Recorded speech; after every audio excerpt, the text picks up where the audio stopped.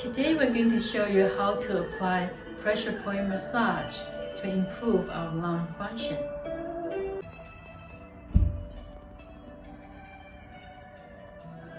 On your wrist, you can see there's a line here, and then at the butt of your thumb, there's a bone here sticking out.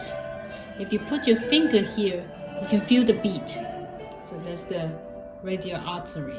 Move to the side a little bit, you can feel a concave spot. That is the pressure point that we're introducing today. It's called Taiyuan pressure point. The back of the thumb, massage in a circular motion for 2 to 3 minutes. And then change hand,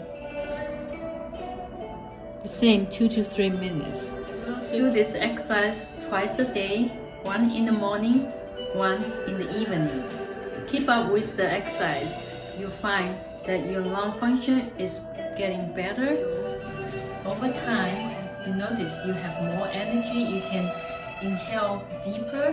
For those who cough or are out of breath often, the condition will improve.